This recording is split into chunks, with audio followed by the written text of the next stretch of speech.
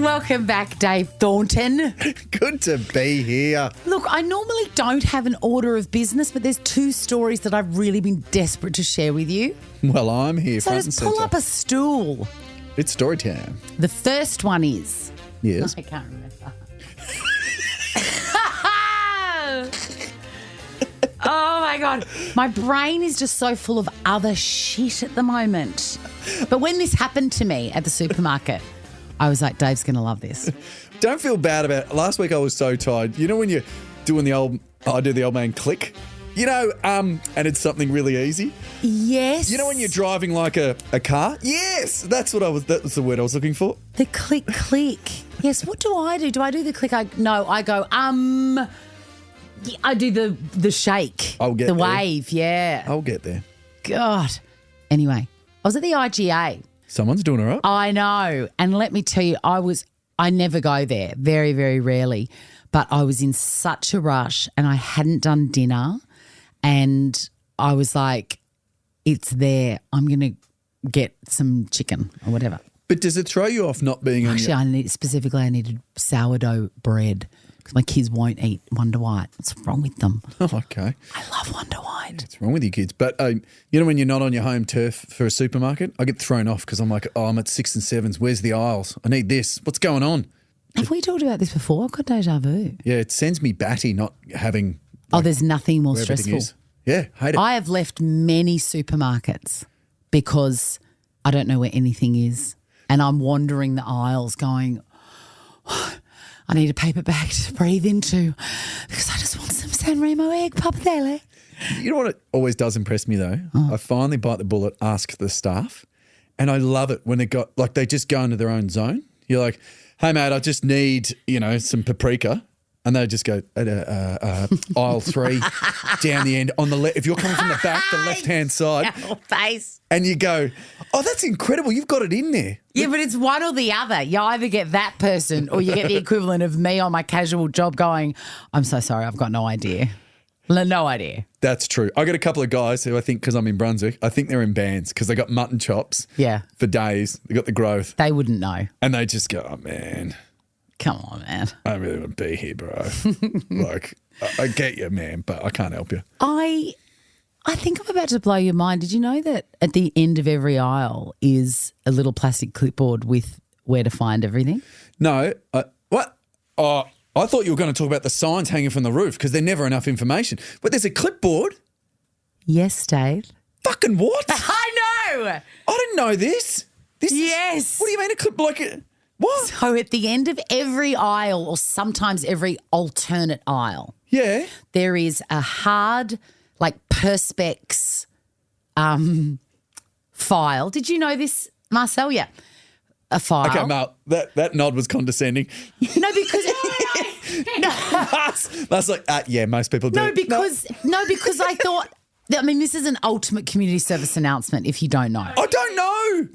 This is freaking me out. It's attached to the end of the aisle on a big metal ring, and it is not comprehensive, as in not every single item is listed. Yeah. But, and I love playing this game too.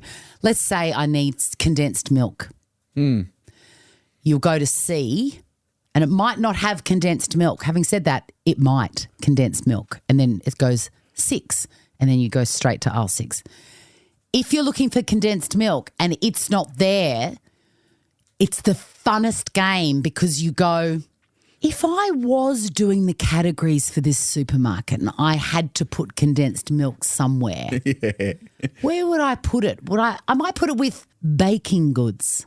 Yeah. And then you look up B, baking goods, 5. You go to 5, bang, it's there. Yeah, what's your food friend? Who are they sitting with? What generally would you vibe with is what I do. This is freaking me out because I have proposed this to mates where I said I wish Google Maps did supermarkets so that I could go, Yeah. where is it? Where is it in this little street section? The minute you said you have to ask someone. I thought, oh my God, he doesn't know about the magical clipboard. I didn't know. When do you have to go to the supermarket again? I'm 44 years old and I just learnt this right now.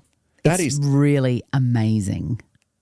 Look, it's not great, but we have a shopping centre that hasn't been touched, I think, for 40 years. Northcote Plaza? No, this is Union Square in Brunswick. Okay.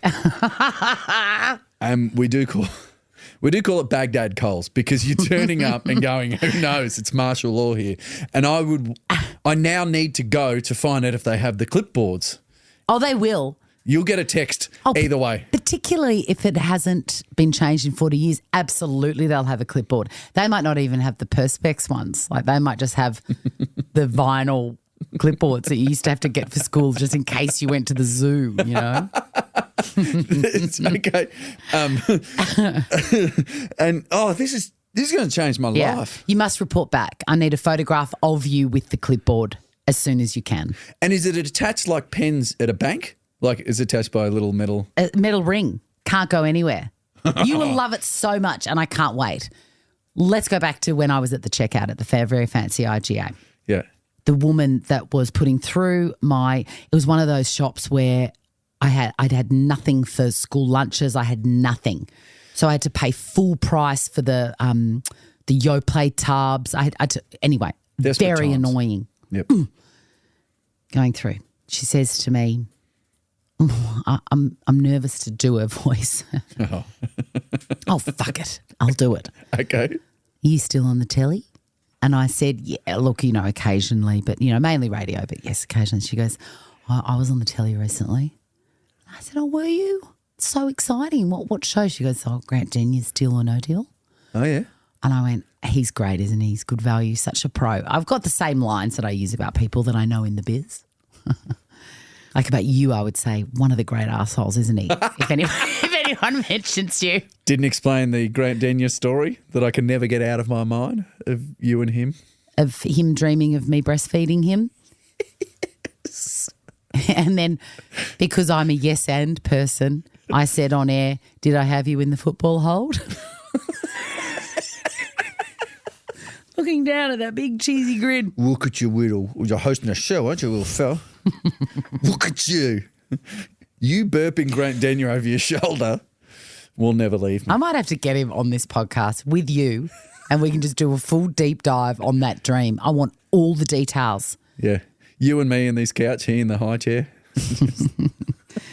Back to Grant Denyer and the checkout chick. She said, yes, I was on Deal or No Deal. And I said, he's a pro. Was it great fun? She said, yeah, I got to the last round and I had because are you familiar with how Deal or No Deal works? Not intimately. It's the one that involves the briefcases and like some sort of clairvoyance because you've got to hold the briefcase and get a vibe from it and guess how much money is in it. I mean, it's the hardest game ever. Yeah, but it won't die. It just keeps going, does it? No. Anyway, so she's made it to the last round and she's holding this briefcase and it's come to the, psychic medium part of the show where you've just got to get a vibe from what's inside. And she says, is it $5? And she goes to me, I guessed it was $5, but it turned out to be 100,000. And we just looked at each other and I didn't know what to say. And then she filled the silence with, Grant gave me a nice stubby holder though. Oh. A stubby holder. And then she just kept beeping. Beeped my Yoplait 6-pack Wildberry. And then moved on. And did you see like the colour in her eyes just drop? Like did you see her thinking, oh, that was a real fork in the I don't think she thought it was as sad as I did. But as soon as I heard it, I thought, I've got to tell Thorno this. Oh, yeah, I know. And just as you said, the silence is then broken by beep, beep. You got flybys? Nah. They don't have flybys at the IGA. And you can't get out of that awkward conversation, can you? Because you're like, I need this food. I got to stand here and sit in this awkwardness. It was really $5 could have been $100,000. Yeah. next time he's nuzzling in on me, I'll be like, Gran, you could have done better. What are you doing? And good on you for, as in, you're still holding on to it. Like, you know what I mean? Like, you haven't gone, oh, sucks to be you and moved on. Like, I'm very sensitive to people's hopes being dashed, though. It's the one part of my radio job that even yesterday we had a carryover champion mechanic at work on the radio where, you know, someone calls up on Monday and then if they get through to Tuesday and win against someone else and then they get through on Wednesday, they've got to get through to Friday, and then this woman was set to win a return flight to Hong Kong to eat I mean, it was just such a gorgeous prize and she wanted it so badly. Of course, I wanted her to have it so badly. yeah. But the day before, she'd done 4 in a row, and then the day before it was just a lay down misere. Of course she was going to. And no. And someone beat her, and then I just heard her little voice going, oh, well done, Nikita.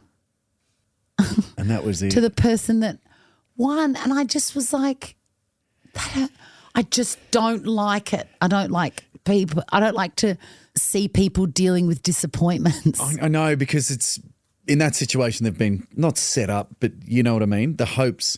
Well, of course. You know, when she's driving along, she'd be thinking, oh, I'm going to get a new pair of walking shoes because I'm going to do so much walking in Hong Kong, or, you know, I better check my passport. God, I haven't. Oh. And then done. And then just like that. I remembered a situation where when I was younger, I was a single man and met someone. Things went okay to the point where I went back to her place, and then there was a grand piano just in the apartment because it did stand out. I was like, "That's a big piano and how did you get it up here?"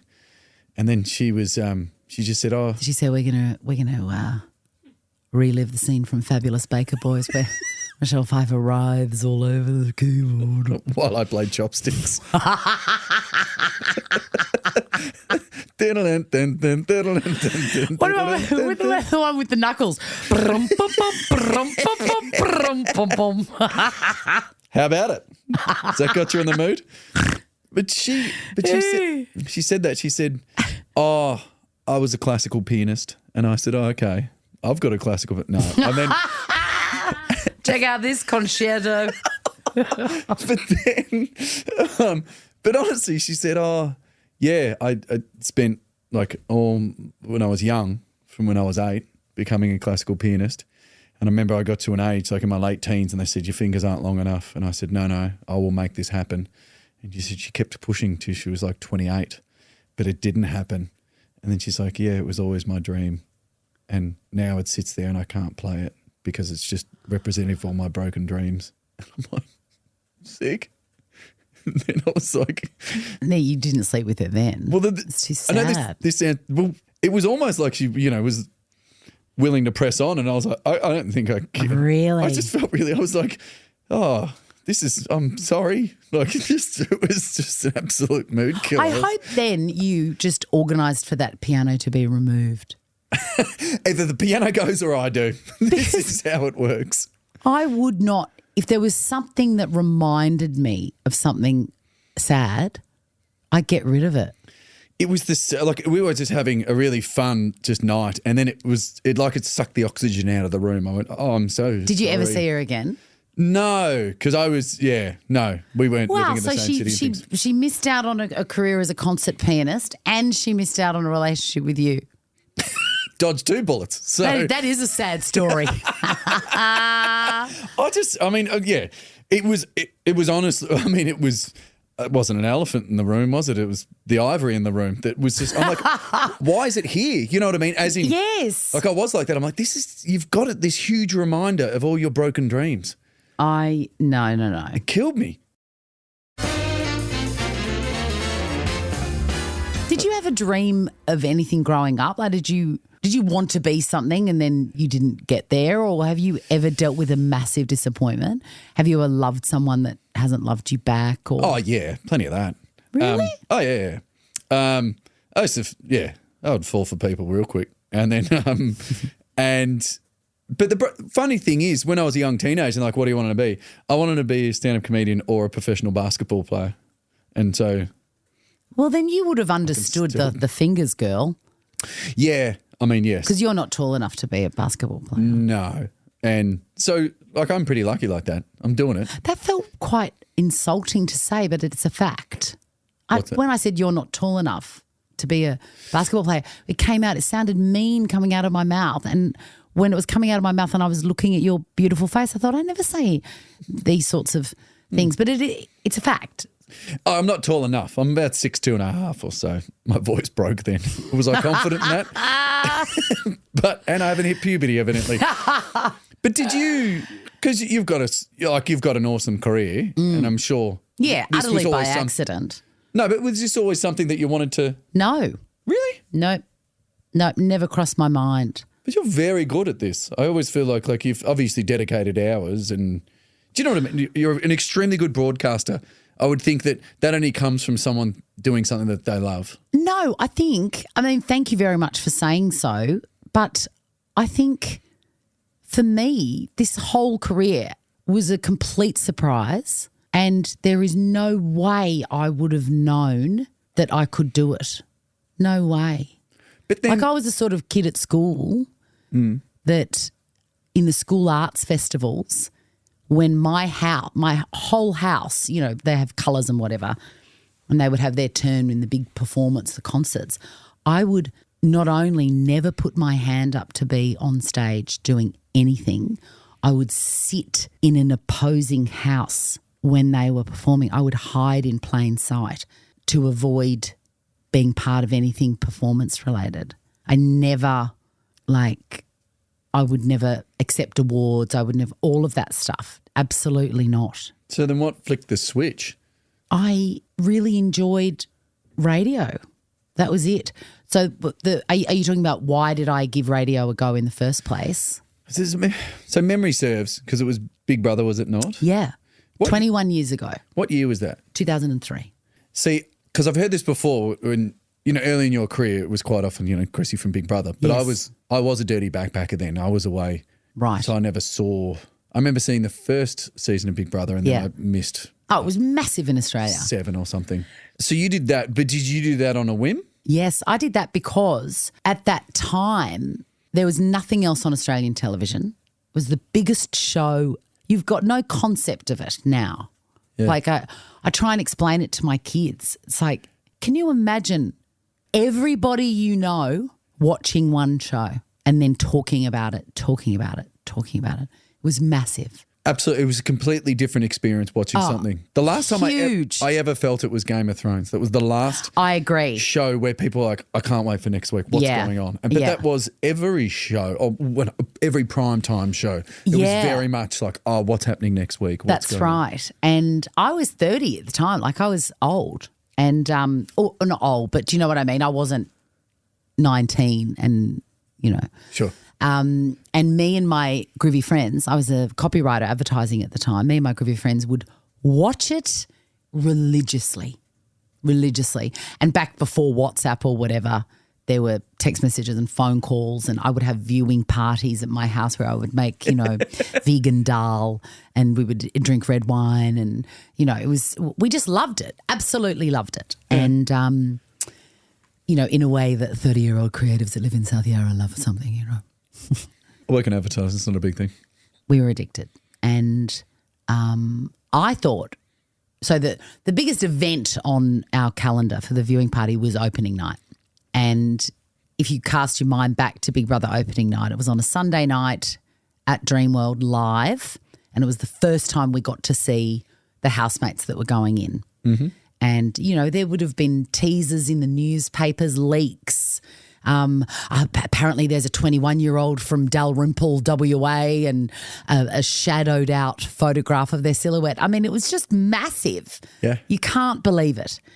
Anyway, we would have a viewing party and we would eagerly be watching on my little tiny television in my apartment and chowing down on the aforementioned vegan curry.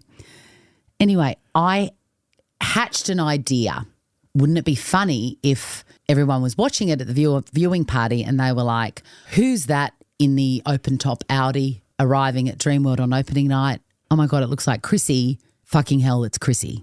I thought that would be an amazing moment. Yeah.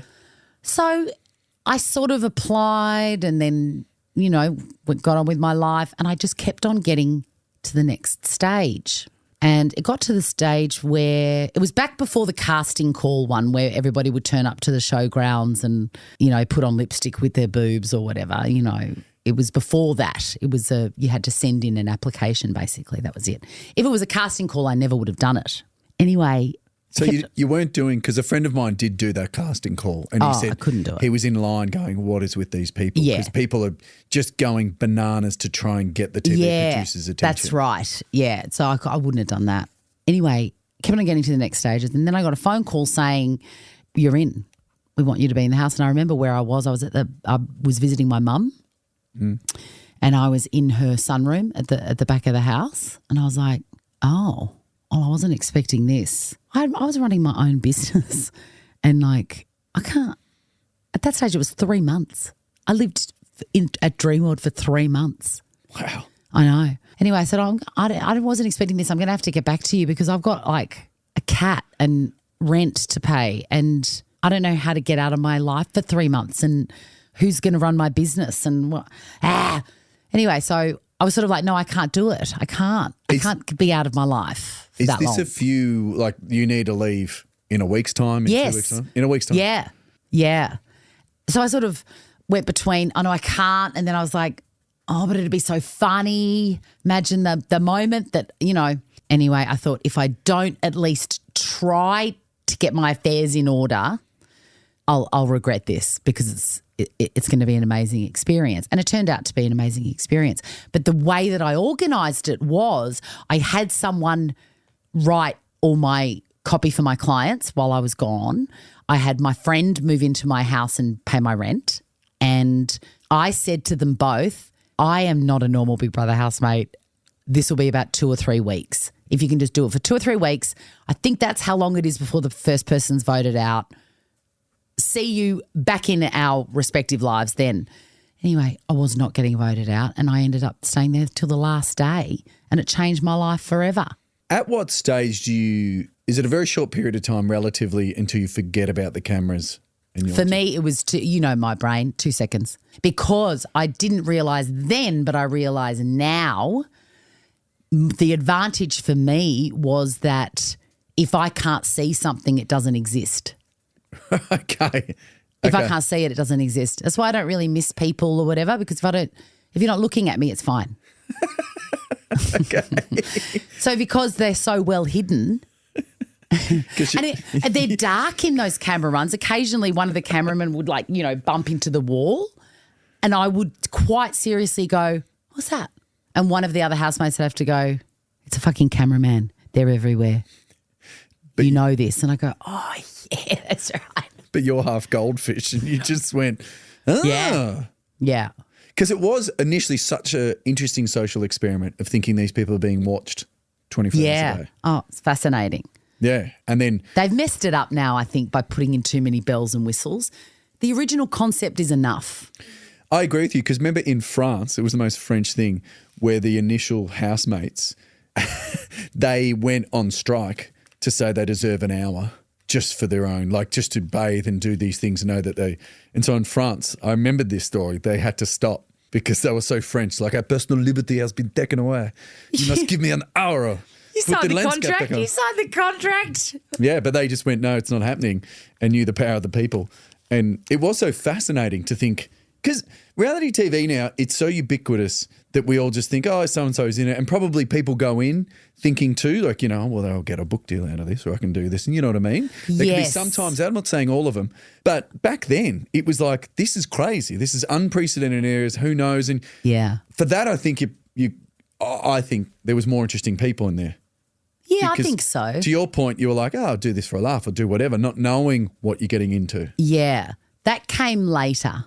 That sort of that mindset came later when, people saw people with no skills having these fun jobs. So I do understand why people would look at, someone like me or Ryan Fitzgerald or, anyone that got their start on Big Brother or similar and go, fuck, I want to have a crack at that. I can do that. I think I was just supremely lucky in my timing that hadn't fully started, in full swing. It was very, very, very, very new. And I had Mike Perso, who you would know, or you'd know his name at least, old radio dog, still doing breakfast on Smooth. At the time, he was the group PD for Nova stations regionally. And I told one story about falling over at Camberwell Market and showing my vagina. May or may not remember it. I told one story. It went to air, and Mike Perso was casting the breakfast show for a new station that they were opening on the Sunshine Coast. Yeah. And he was like, bitch can tell a story. And that was it. He just had me in my sights, and I've never been pursued by a man more than Mike Perso for that job. Would not hear of it. I knocked him back so many times because I was like, no, I've never done radio. So it's not for me. I'll just go back to my copywriting job. Yeah, and I did. I did go back to my copywriting job, but it was too weird by that stage. What was that like? Because as you said, it was 3 months, and then you come out. You wouldn't know the magnitude of the popularity of the show. No. As in, you've seen it, but you don't know personally yourself what people think of that season. People in the house. Yeah, I think I'll never forget getting out of the car after being, after it ending, and walking down that gangplank towards Gretel and seeing people dressed as me, my face on signs, people screaming my name. I'll never forget it. It's the weirdest, most new synapse bursting experience of my life. It was like a dream. Were you, because I remember those interviews, again, I don't remember your season, but I do remember all those interviews of people coming out. Are you just dumbstruck? Yeah. Your eyes can't take it in enough. Yeah. But you've also lived in a house with just a couple of people who were slowly leaving. Utterly isolated, yeah. It was the most interesting experience really I've ever had. It was so incredible. Never forget it. And to your point about anxiety, I guess, about what do people think of me now after this, I don't care, and I didn't then either. But in terms of how you know what you're coming out to, whether you're facing fire or love,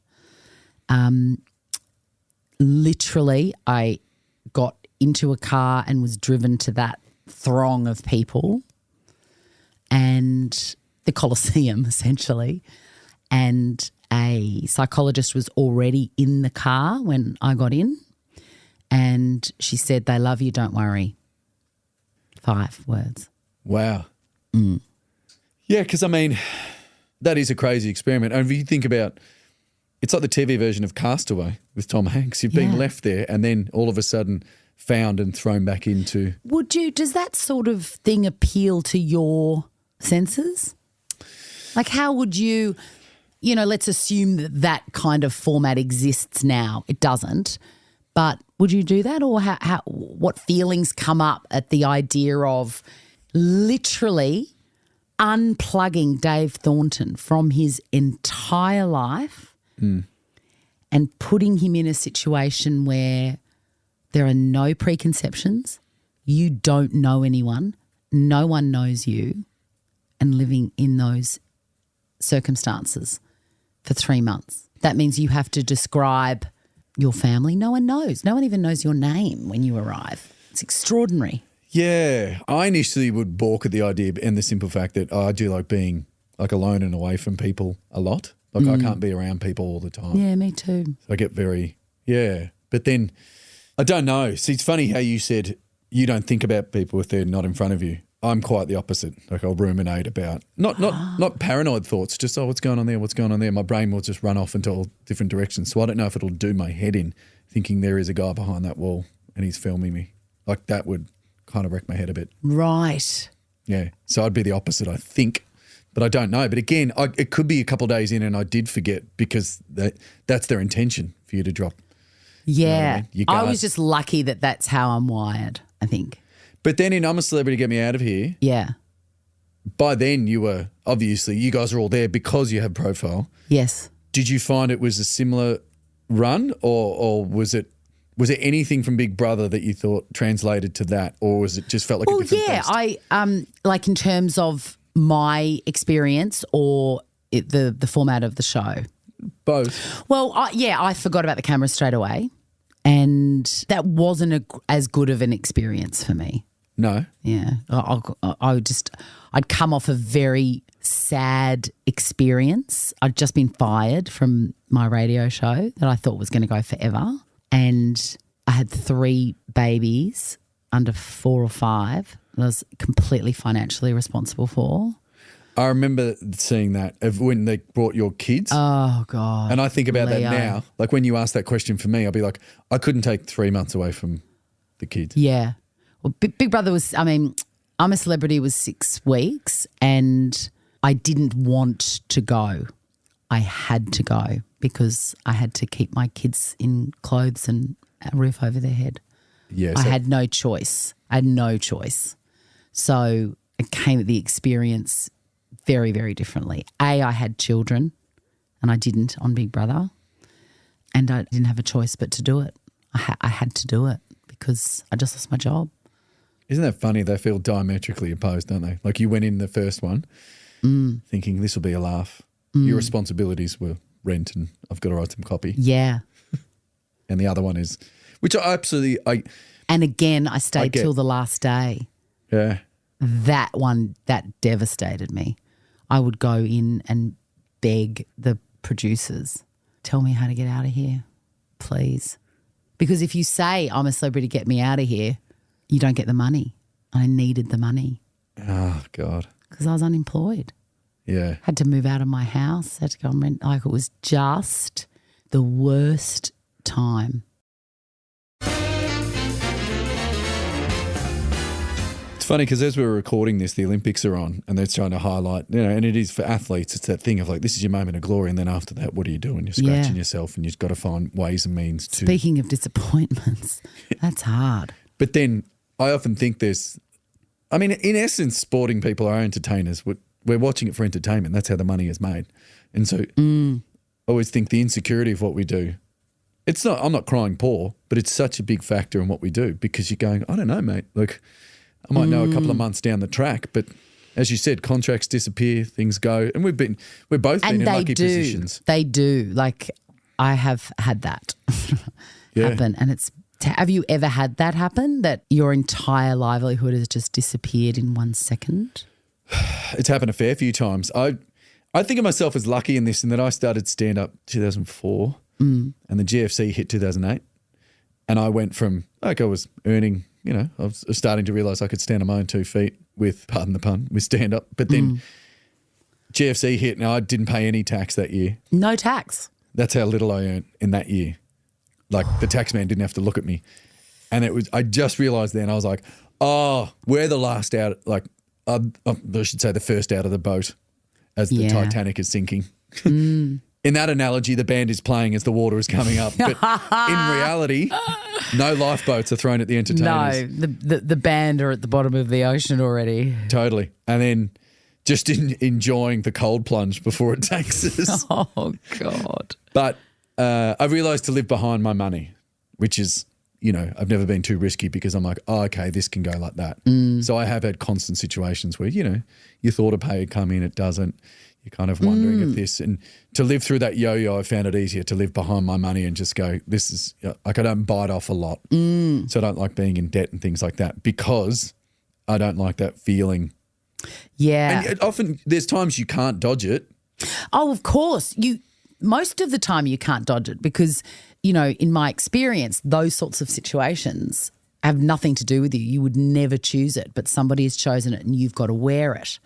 But the biggest lesson, I was so devastated, like flat. I've never been flatter after I lost my job. And I was like, there's got to be a lesson in this. Like once you're through the deep sadness. Sure. And panic of being responsible for so many people that you love with no means to do anything, after you've sorted that out, that feeling of desperation, see if there's something in it. And it turned out there was, and I've kept that. So that would have been Leo's 15. He was maybe 4 or 5 when he came into the jungle. So 10 years ago or more. And the biggest lesson I took from that was I don't get my self-esteem from my work anymore because I thought it mattered more than it did. And so when it went, I took it so personally. Like I was so mean to myself about it. And then I just realised there's no win there. You can't put all your self-esteem eggs in the work basket because the work basket can just be gone.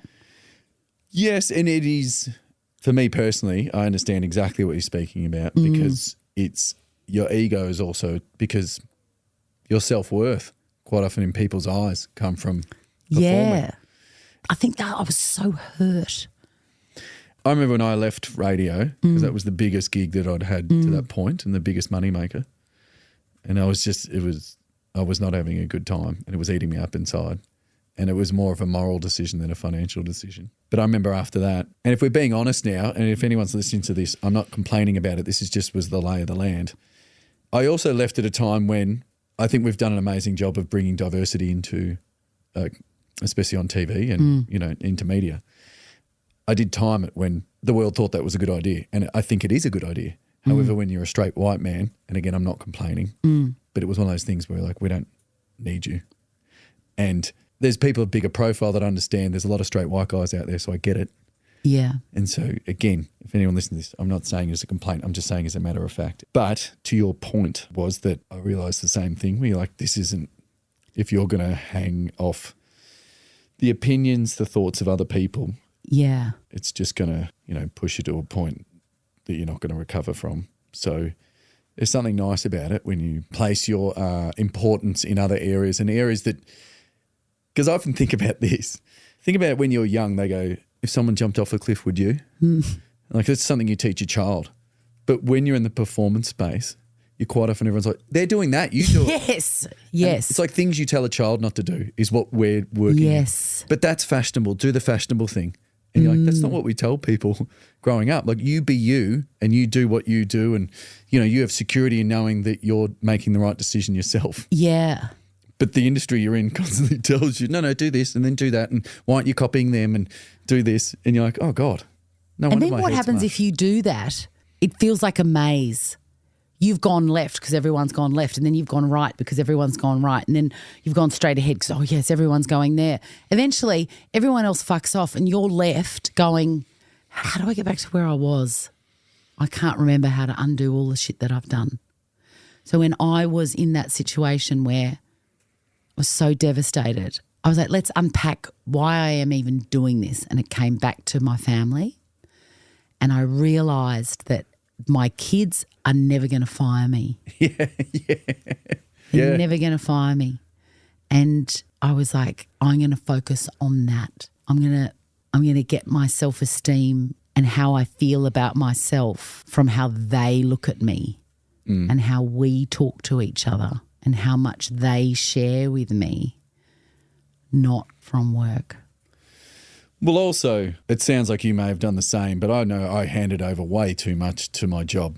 Like it's almost like, I'll do it, I'll do whatever, I'll do this, well, I'll do that. You know that my saying, one of my mantras is something's up for sale. Yeah. And you've got to be real firm with that. Totally. But you're not to start with. Oh, no. And quite often that early energy and the way that you do it, I'm like, yeah, of course you would. Of course. You've got energy to burn. You've got time to burn. You're only responsible for yourself. Yeah. Have at it. Have at it. That's another one of my favourite sayings. Have at it. Like I remember talking to, I've learned to, you just meet, people in sport and especially AFL players. And I remember them saying, a couple of them saying, once you get kids, it's kind of nice because you can have the most heartbreaking loss and your kid's just like, hey, you were out in the field. How good was that? So true. And then you go, oh, yeah, you don't give a shit. Nah. You can't even read the score, let alone care about it. Absolutely not. And there's something nice about that when you do come home and they could not care less. Like you tell them some stories about something cool that happened, at whatever. Yeah. At your job and this happened or whatever. Here's a perfect example of it. I came home from winning the Logie. Yeah. And Leo was with a babysitter and he was up. He was about 4 and he was up doing a poo. Like 1 a.m. How much do you hate a middle of the night poo? Anyway, I walked in, the frock, the Logie, amazing. And the first words I heard screaming from the toilet were, Mum? I went, yeah. He goes, will you wipe my bobbin? Had to put down the clutch, take off the VIP necklace. Yeah, here we go. And wipe his ass. Perfect picture. Take off the satin gloves. Yes. I don't want to ruin the pearls. That is exactly what it's like. And that is, a perfect example of don't get yourself a stone from work. Yeah, and there has to be some kind of almost a stoic, not detachment, but you're like, yeah, and there's been some really great things that have happened and you try and soak it up. Yeah. And then some really bad things that you're like, oh, I could have done better. But then I've tried to teach myself because it'll still take you on a roller coaster ride. You take a breath and go, no, it happened and whatever happened and we'll move through it. And there's something kind of nice about that. But yeah, geez, it can put you through the ringers. Tell you what, there's something nice about this podcast. Talk about a roller coaster. We started at the supermarket with handy hints on how to find condensed milk. And we've ended up with self-esteem shortcuts. You're like, this is like Andrew Parkinson. Do you know what I did? If I can understand you, that's what it is. Hey, I can't wait for next time. I'm going to re-listen to this. That was good. That was. You are a very interesting person, even more so than I thought. Hang on a second. Was the bar very low initially? We'll talk about that next time. I love you. Bye.